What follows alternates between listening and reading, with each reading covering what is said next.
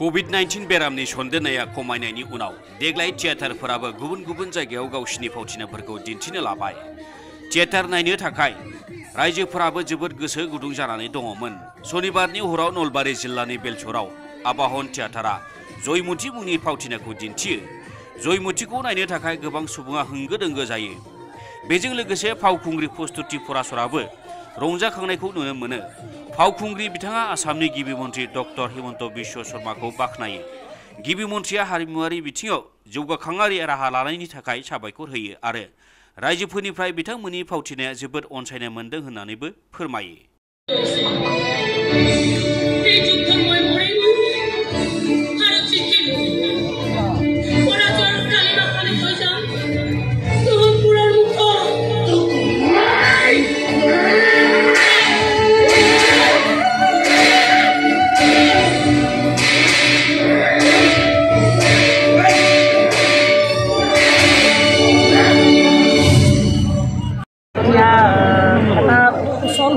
আমি চৰকাৰৰ পৰা অনুমতি পালোঁ যে ভ্ৰাম্যমাণ থিয়েটাৰ কিছু নিয়ম নীতিৰ মাজেদি আমি আৰম্ভ কৰিব পাৰোঁ। আজি অনুষ্ঠানটোৰ যোগেদি আমি সমূহ সংবাদ মাধ্যমৰ লগত জড়িত হৈ থকা প্ৰতিগৰাকী আমাৰ বন্ধু বান্ধৱ আৰু প্ৰতিগৰাকী আমাৰ মানে সহকৰ্মী বুলিয়ে ক'ব লাগিব, তেওঁলোকক আমি ধন্যবাদ জ্ঞাপন কৰিছোঁ যে আপোনালোকৰ সঁহাৰি অবিহনে চাগে ইমান কম দিনত আমি অসমীয়া দৰ্শকৰ ওচৰত এনেকৈ ওলাই অহাটো আমাৰ কাৰণে সম্ভৱপৰ নহ'লহেঁতেন। এই অনুষ্ঠানটোৰ যোগেদি অসমীয়া সমূহ দৰ্শকক আমি আমাৰ ভ্ৰাম্যমাণ জগতৰ তৰফৰ পৰা মানে সশ্ৰদ্ধ প্ৰণিপাত জনাইছোঁ যে ইমান কম দিনৰ ভিতৰত নাটক উলিয়াই অনাৰ পাছতো এই পূজাৰ বতৰত তেওঁলোকে সম্পূৰ্ণ কোভিড নিয়ম নীতি পালন কৰি তেওঁলোকে ওলাই আহিছে, নাটক উপভোগ কৰিছে, আমাক সেইখিনি সহায় সহযোগিতা কৰিছে। কাৰণ আমাৰ কাৰণে এটা অনিশ্চয়তাৰ সময় আছিলে যে অনিশ্চয়তাৰ মাজত আমি কেনেধৰণে আগবাঢ়ি যাম। ৰিহাৰ্চেল কৰিছোঁ হয়, কিন্তু নাটক কিমানখিনি কৰিব পাৰিম বা মানুহৰ সমাগম পৰা আৰম্ভ কৰি মানুহৰ যিটো মানে ৰিয়েকশ্যন হ'ব কেনেকুৱা ধৰণৰ হ'ব আমাৰ কাৰণে খুব প্ৰশ্নবোধক আছিলে। কিন্তু অসমীয়া দৰ্শকে যিখিনি আমাক মানে আদৰ দিছে, হেঁপাহ দিছে, অপৰিসীম হেঁপাহ আদৰ, সেই হেঁপাহৰ যোগেদি আচলতে পুনৰবাৰ ক'বলগীয়া যে ভ্ৰাম্যমাণ থিয়েটাৰ আজীৱন এনেকৈ অসমীয়া দৰ্শকৰ ইয়াৰ আমঠু হৈ থাকিব সদায় কাৰণে, এইখিনিয়ে ক'বলগীয়া আচলতে মোৰ ফালৰ পৰা। আজি জয়মতী চলি আছে বেলসৰত, আমি মাত্ৰ 3 নম্বৰ পেণ্ডেল এইটো আমাৰ। তথাপিতো এই 3 নম্বৰ পেণ্ডেলতে অসমীয়া দৰ্শকৰ যিমানখিনি সহায় পাইছোঁ, চাগে আগতেও প্ৰায় আমি এমাহ 1.5 মাহ পাৰ হৈ অহাৰ পিছত আমি এই পূজাৰ সময়খিনি পাওঁহি, কিন্তু এবাৰ ওলাই আহি আমি পূজাৰ সময়টো পাইছোঁহি। অসমীয়া দৰ্শকক আমি আমাৰ ফালৰ পৰা কৰজোৰে ধন্যবাদ জ্ঞাপন কৰিছোঁ আপোনালোকৰ সহায় সহযোগিতাৰ কাৰণে। আৰু অনাগত সময়খিনিতো আমি যিমানখিনিলৈকে পাৰোঁ চেষ্টা কৰোঁ আহক যে কোভিড প্ৰট'কল মানি আমি নিয়ম নীতিখিনিৰ মাজেদি যাতে ভ্ৰাম্যমাণ থিয়েটাৰ আমি চলাই যাওঁ।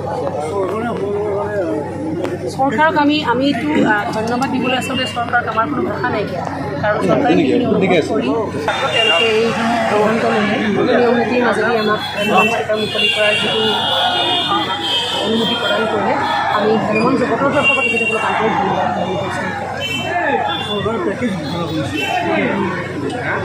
পেকেজ মই গম পোৱা নাই, কিন্তু আমি আচলতে চৰকাৰক সেইটোৱে অনুৰোধ জনাইছিলোঁ যে আমাক কৰ্ম কৰিবলৈ দিয়ক। আমি সদায় কৰ্মত বিশ্বাসী মানুহ, নিজৰ কৰ্ম কৰি ভাল পায় আৰু মাননীয় মুখ্যমন্ত্ৰীদেৱে সদায় কৰ্ম নিদৰ্শন দেখুৱাই আহে আমাক।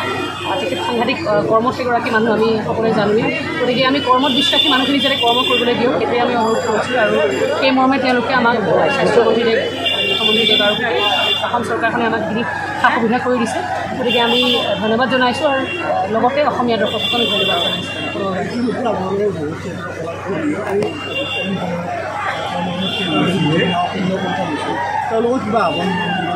তেওঁলোকে মন ভাঙি দিব নালাগে, কাৰণ এই বছৰ যদি থিয়েটাৰ নহ'লহেঁতেন তেতিয়াহ'লে চাগে ভ্ৰাম্যমাণ থিয়েটাৰ গোটেই মাধ্যমটোকে হেৰাই গ'ল। এতিয়া আমি যিখন থিয়েটাৰে এইবছৰ কৰিছোঁ সেইখন থিয়েটাৰৰ কিন্তু মোটামুটি 60% মানুহ ভ্ৰাম্যমাণ থিয়েটাৰৰ পৰা নাইকিয়া হৈ গ'ল। এই 40% মানুহক যেনে তেনে ৰখাই মেলি থিয়েটাৰখন আৰম্ভ কৰা হৈছে। বহুত কষ্ট হৈছে এইবাৰ থিয়েটাৰ কৰিবৰ কাৰণে, মেন পাৱাৰৰ ক্ষেত্ৰত সমস্যা হৈছে আমাৰ। বাকী বস্তুবোৰ ঠিকেই আছে বাৰু, চলি যাব তেনেকৈ, কিন্তু যিটো মেন পাৱাৰ লাগে ভ্ৰাম্যমাণ থিয়েটাৰত সকলোৱে জানে যে অসমীয়া থলুৱা আহুৱাল ডেকাসকলৰ উদ্যমতে ভ্ৰাম্যমাণ থিয়েটাৰ চলি থাকে।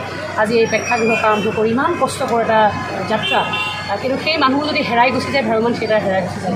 আৰু এই বছৰ এটা আশাৰ ৰেঙনি দেখিছোঁ যে মোটামুটি 9খন থিয়েটাৰ ওলাই আহিছে, আৰু এই আশাটোৱেই আশা হৈ ৰৈ যাওক। আৰু যিসকলে এই বছৰ থাকিব নোৱাৰিলে তেওঁলোকলৈও অনুৰোধ যে তেওঁলোকে পুনৰবাৰ ভ্ৰাম্যমাণলৈ ঘূৰি আহিব। আমাৰ বিশ্বাস আছে অনাগত সময়ত অহা বছৰৰ পৰা আকৌ ঠনগুৰি ভ্ৰাম্যমাণ থিয়েটাৰ বাকী সকলো উঠিব পাৰে।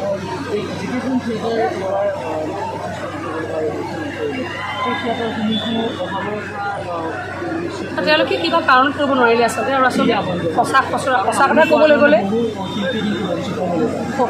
কথাটো ক'বলৈ গ'লে আচলতে এইবছৰ থিয়েটাৰ আৰম্ভ কৰাটো এটা দুঃসাহস হৈছে আমাৰ। বহুত ৰিস্ক লৈ পেলাই আমি আৰম্ভ কৰিছিলোঁ। আৰু মই নিজে এগৰাকী শিল্পী, কাৰণ মোৰ আত্মাটো সোমাই থাকে মঞ্চখনৰ ওপৰত। মই নিজে যেতিয়া অভিনয় কৰোঁ, আজি এতিয়া জয়মতী নাটক কৰি আহিছোঁ, জয়মতীৰ আধা গোটেই মেকআপ চেকআপ গুচাই পেলাই সেই জেৰেঙা পথাৰৰ শাস্তি লৈ এতিয়া আহিছোঁ আপোনালোকৰ ওচৰলৈ। গতিকে এই যে এটা প্ৰাণ পাই থাকোঁ আমি, সেই প্ৰাণটোৰ কাৰণে চাগে এগৰাকী শিল্পী হিচাপে মই খুব যৎপৰোনাস্তি চেষ্টা কৰিছিলোঁ যাতে মোৰ নিজৰ অভিনয়খিনিও জীয়াই থাকক ভ্ৰাম্যমাণৰ যোগেদি। আৰু ভ্ৰাম্যমাণৰ লগত থকা এই যিমানখিনি সহশিল্পী আছে, কাৰিকৰী শিল্পীসমূহ আছে, কলা কুশলীসকল আছে, তেওঁলোক জীয়াই থাকক যাতে। সেই চেষ্টাটোৰ কাৰণেই দুঃসাহস কৰিছিলোঁ। আৰু কিছু ক্ষেত্ৰত কোনোবাই সেই সাহস কৰিবলৈ অকণ অপাৰগ হ'ল তেওঁলোকৰ নিজৰ কিছুমান সমস্যাৰ কাৰণে। কিন্তু আমাৰ বিশ্বাস যে এই এটা বছৰ, এই বছৰ যদি ভালকৈ চলি যায়, যদি অসমীয়া দৰ্শকে সেইখিনি আমাক সহায় সহযোগিতা কৰে, তেন্তে কিন্তু সেইসমূহ থিয়েটাৰো অহা বছৰৰ পৰা আকৌ খণ্ডৰি উঠিব পাৰে। আমাৰ এতিয়া 3 নম্বৰ পেণ্ডেল তাৰমানে মোটামুটি আমি 2 দিন 3 দিন 6-7-8 দিনৰ যাত্ৰা এইটো আৰু আমি সাংঘাতিক পাইছোঁ। আমি সেইটো কাৰণে আচলতে আজি সংবাদ মাধ্যমৰ ক'ব বিচাৰিছোঁ দৰ্শকক যে তেওঁলোকে কম দিনতে সচৰাচৰ কি হয়, প্ৰথমতে ওলাই আহিলে দৰ্শকৰ এটা ভয় থাকে, নাটক ঠিকেই আছে বা নাই, ৰিহাৰ্চেল টাইপে হৈ আছে নেকি। কিন্তু আমি এটাই চেষ্টা কৰিছিলোঁ যাতে ওলাই আহোঁতে আমি একদম পৰিপূৰ্ণ ওলাই আহিব পাৰোঁ। আৰু অসমীয়া দৰ্শকেও চাই খুব ভাল পাইছে। কালি অপৰিসীম দৰ্শকৰ সঁহাৰি পাইছোঁ আমি যোৱাকালি। আৰু ক'ভিড প্ৰট'কল মানি আমি অৱশ্যে 2টা দৰ্শনীতে সামৰিছোঁ সোনকালে আৰম্ভ কৰি। আৰু আজিও জয়মতী দেখিছে আপোনালোকে ইমানখিনি মানুহ আহিছে। গতিকে অসমীয়া দৰ্শক 13 বছৰৰ যিটো দৰ্শকৰ আৰু মঞ্চখনৰ মাজত যিটো গেপ আছিলে সেইটো নাইকিয়া হৈছে এতিয়া। আৰু এইটো আমাৰ বিশ্বাস আছিলে, কাৰণ থিয়েটাৰ সদায় হিয়াৰ আমোদ অসমীয়া দৰ্শকৰ। গতিকে দৰ্শক সদায় ওলাই আহিবই, খালি এতিয়া পৰিৱেশ লাগে। সেই পৰিৱেশকেইটা হৈছে, সেইকাৰণে দৰ্শক ওলাই আহিছে। ৰজাঘৰীয়া মানুহবোৰ ইমানেই নিষ্ঠুৰ হ'ব পাৰেনে?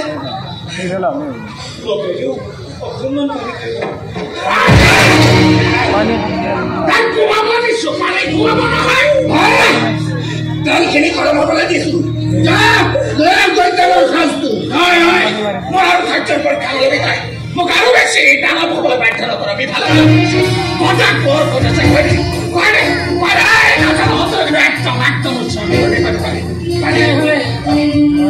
তেনেহ'লে সঁচা কথাটো শুন। মই জানো গদা কোঁৱৰ ক'ত আছে, কিন্তু মই নকওঁ। কিন্তু য'তেই নাথাকক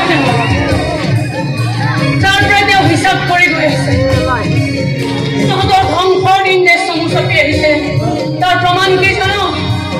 তাৰ প্ৰমাণ হৈছে গদা কোঁৱৰ জীয়াই আছে আৰু মই মৰিবলৈ ওলাইছো।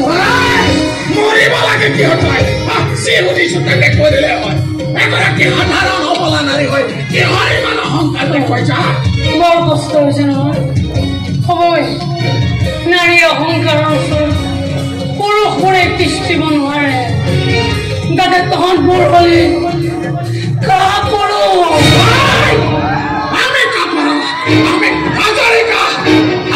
যিমান কঠোৰ শাস্তিৰ বিধান আছে সকলো প্ৰয়োগ কৰক এই অপৰাধ, যাতে সাধাৰণ প্ৰজায়ো বুজি উঠে এই লালক খোলাৰ বিৰুদ্ধাচৰণ কৰিলে পৰিণাম কিমান ভয়ংকৰ হয়। তেলখিনি ভালকৈ উতলি বনাই দে।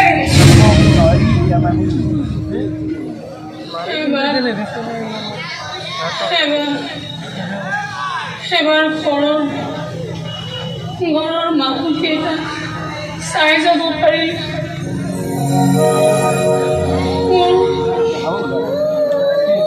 মোৰ ল'ৰা দুটা বা কেনে